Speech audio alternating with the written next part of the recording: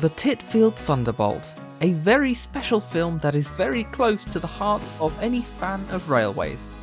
The Ealing Comedy's production of 1953 was their first comedy filmed in Technicolor, and 70 years later, the triumph of everyday people running their own railway is still a source of inspiration today. The film itself may live on, but what's left of the real Titfield branch? And where are all the iconic vehicles that were once stars of the screen? It's very easy for me to praise this film for capturing the valiant spirit of early preservation pioneers. So, just like the video on the filming locations of The Railway Children, this is not a review. The Titfield Thunderbolt is a piece of media that I think a lot of people have heard about and have yet to actually watch it. So I hope this video inspires you to do so, and to get out and trace the tracks of the real Titfield Thunderbolt for yourself.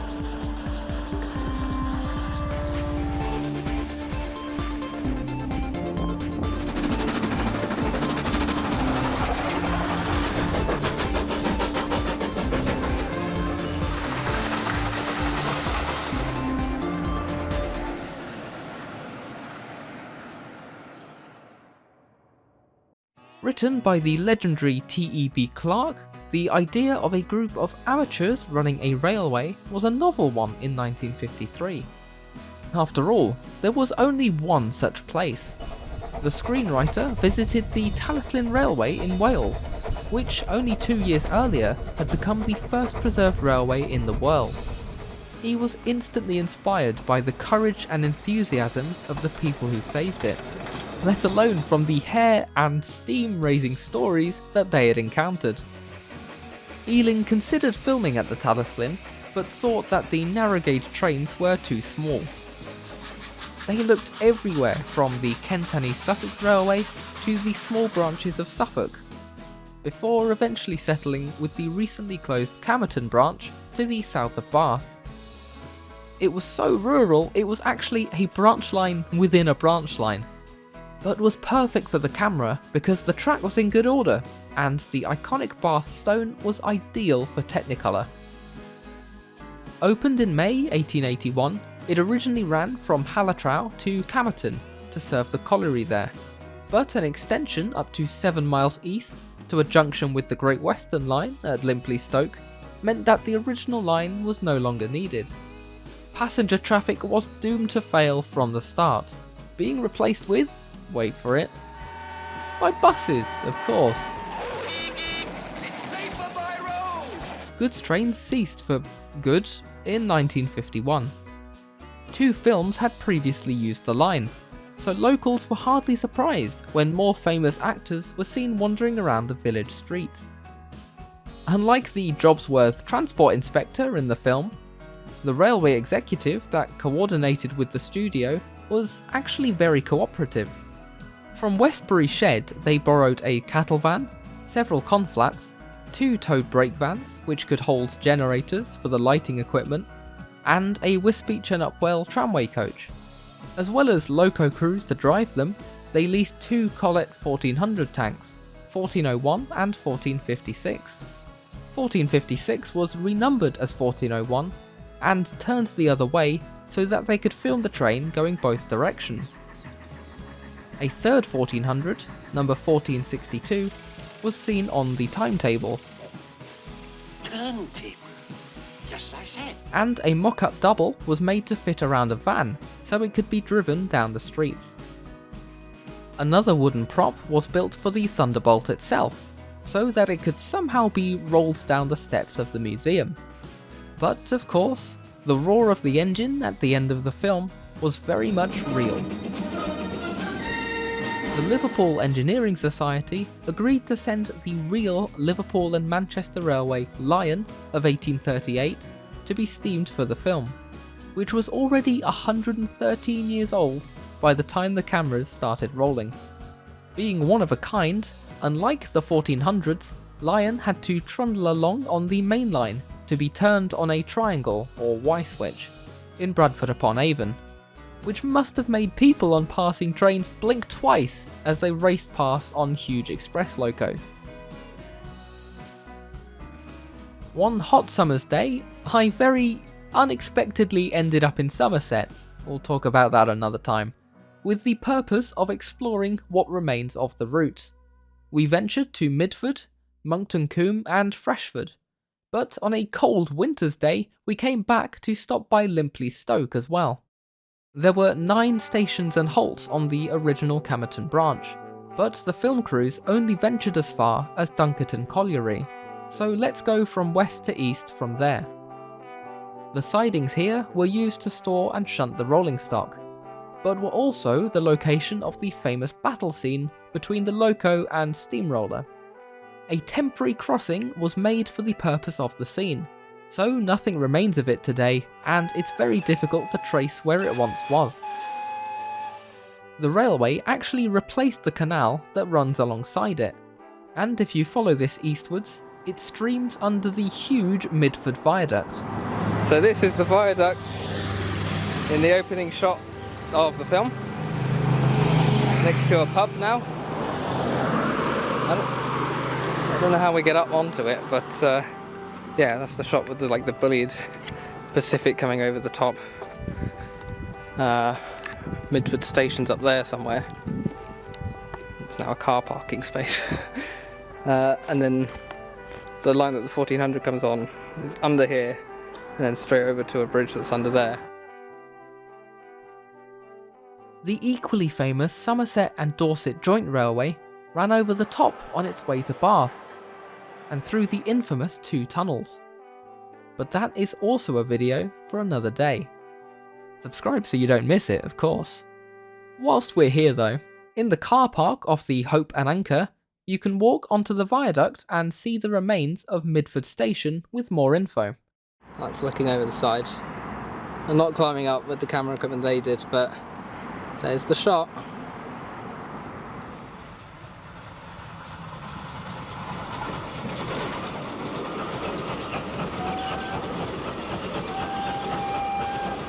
The pub was used extensively by the actors and film crews, not with the cameras, just for the drinks.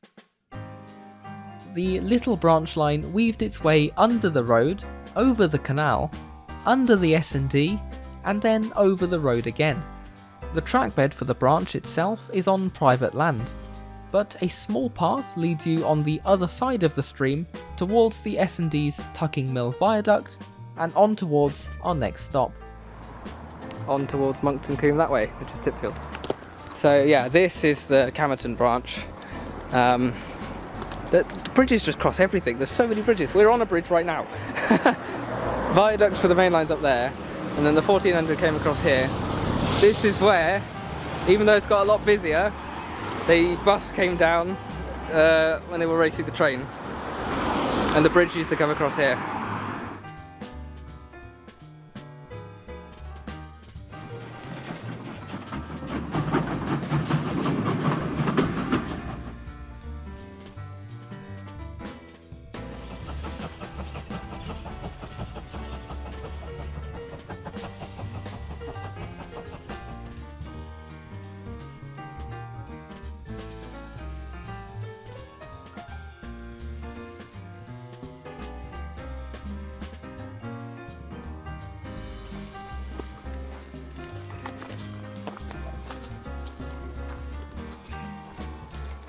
Just before reaching Monkton Combe, looking south on the other side of the valley is Mott Farm, or Brett Farm.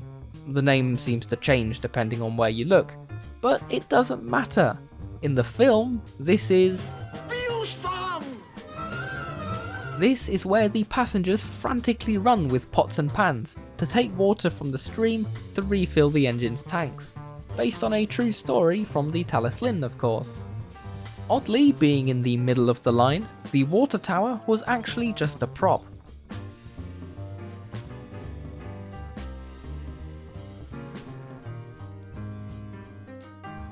Heading into the beautiful village of Monkton Combe, on the map you can see the very delightful marker that someone has left for Titfield.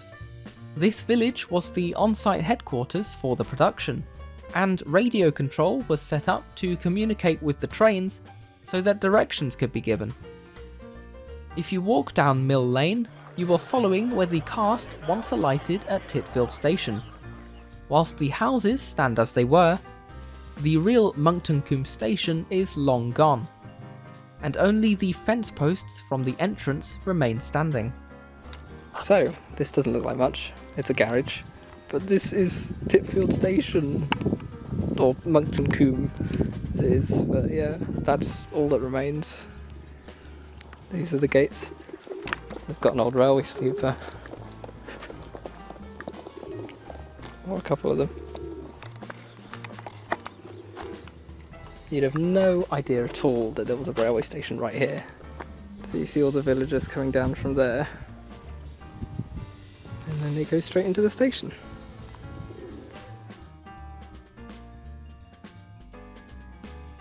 In reality, this was a through station with a loop, but the crossing gates were removed to give the illusion that this was the end of the line.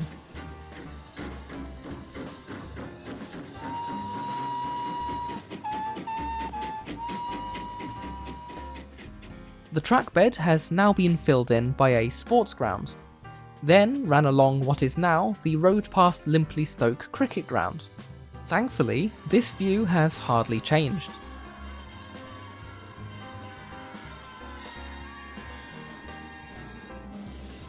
So it was here that the cricket players stopped and looked up as Lion steamed past triumphantly with the very makeshift train at the very climax of the film. And yeah, it's nice. It's still a cricket field today. So you know, you can see, you can just imagine if the rails were still there, but alas, they are not.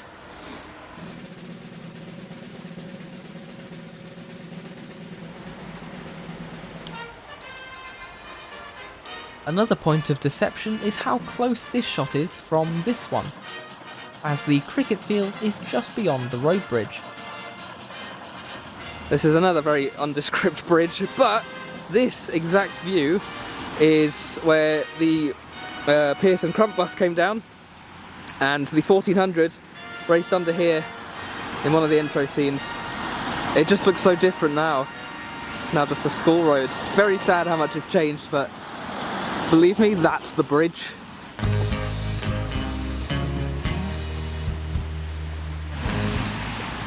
This very nondescript and quite loud bridge over there links up with the railway track there and curves round onto the branch. It's very significant. Over there is where Lion in the Titfield Thunderbolt rounds the corner and joins the Great Western Line. So we're standing where Lion once stood, and this is the entrance to the Camerton branch. Not the best view, but there's a little bridge there as well where the line used to be. There's a slightly better view of it before it joins the main line.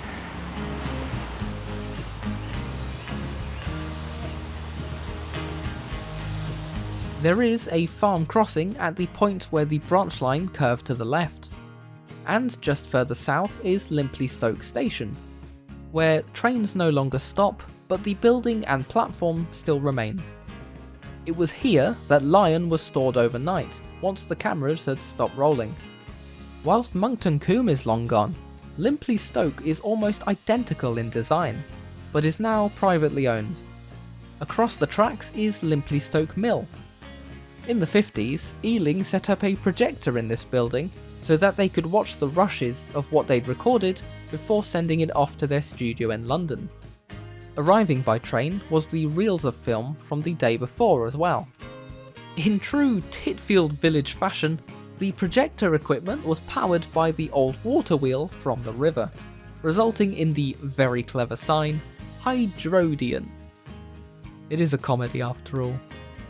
The branch line may have ended here, but thanks to the illusion of editing, the train travelled further. Winsley Village is where Pearce and Crump's garage was based.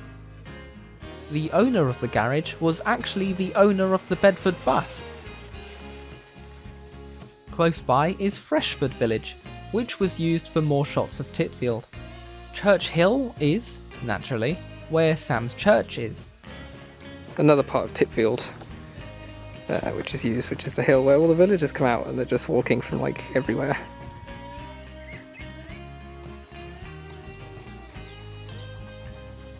I didn't realise this until researching right now in the car, but Mr. Valentine's house is literally there, right at the bottom of the hill. This Mr. Valentine's house. He lived here.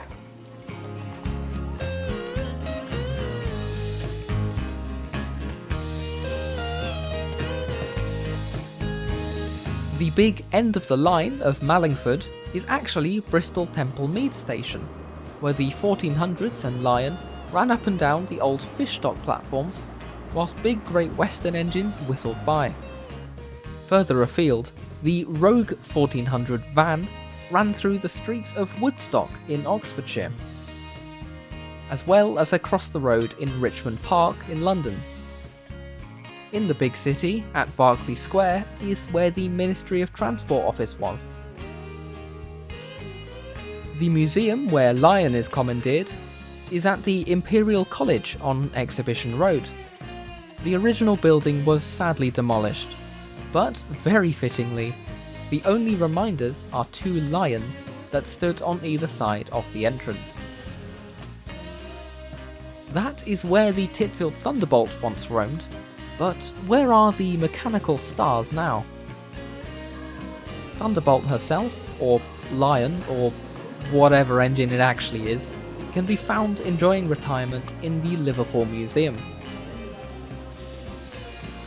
Sadly, the 2 1400s and all of the other rolling stock was scrapped during the beaching acts, so it's easy to assume that the roads got their way in the end.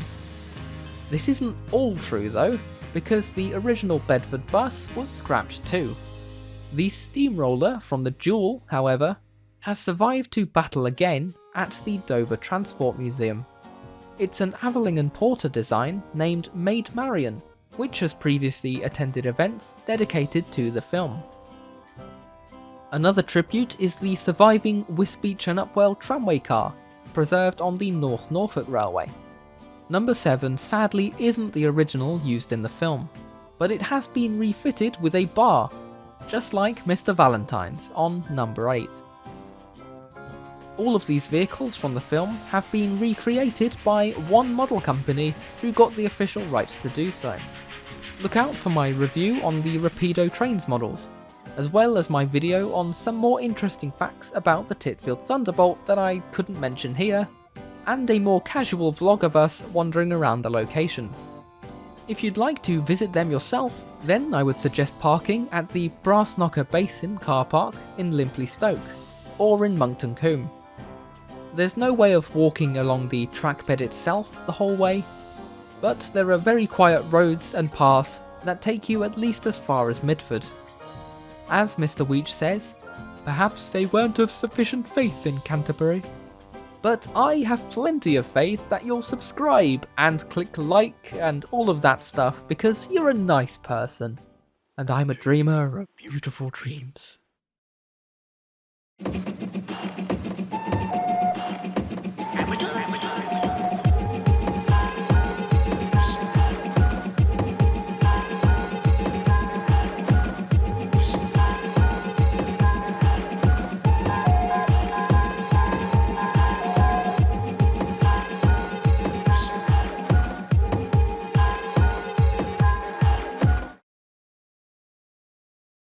A big thank you to all of my brilliant patrons: Alex Goodman, GBH Train, D0280 Falcon, Sean Tempest, Nat, Alco, Random Thomas Fan, Peter Davenport, Ego, Kildane's Coven, Insane Edward, and Dark White 73.